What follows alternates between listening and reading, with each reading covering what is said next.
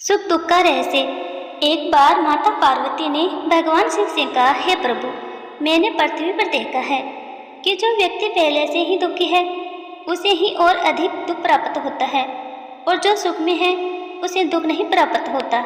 महादेव ने इस बात को समझाने के लिए माता पार्वती को धरती पर चलने के लिए कहा, और दोनों ने मनुष्य रूप में पति पत्नी का रूप लिया और एक गांव के पास डेरा जमाया।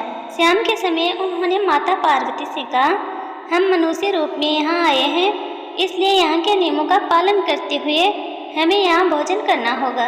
इसलिए मैं भोजन सामग्री का प्रबंध करता हूँ, तुम चूल्हा बनाओ। उनके जाते ही माता पार्वती चूल्हा बनाने के लिए बाहर से ईंटें लेने गई और गांव में कुछ जर्जर हो चुके मकानों से ईंटें लाकर चूल्हा तैयार कर दिया।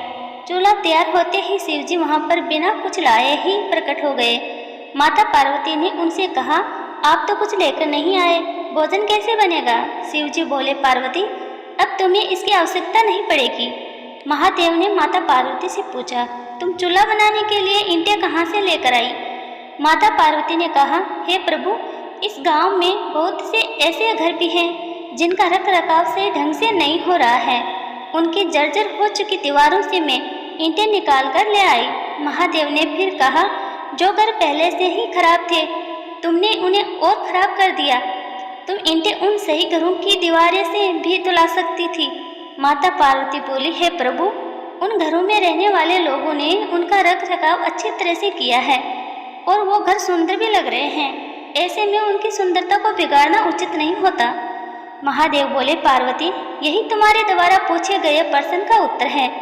जिन लोगों ने अपने घर का रख रखाव अच्छी तरह से किया है, यानी सही कर्मों से अपने जीवन को सुंदर बना रखा है, उन लोगों को दुख कैसे हो सकता है? मनुष्य के जीवन में जो भी सुखी हैं वो अपने कर्मों के द्वारा सुखी हैं, और जो दुखी हैं वो अपने कर्मों के द्वारा दुखी हैं। इसलिए हर एक मनुष्य को अपने जीवन में ऐसे ही कर्म करने चाहिए जिनसे इतने सुदृढ़ और सुंदर भवन का निर्माण हो कि कोई उसकी एक ईंट भी निकाल ना पाए।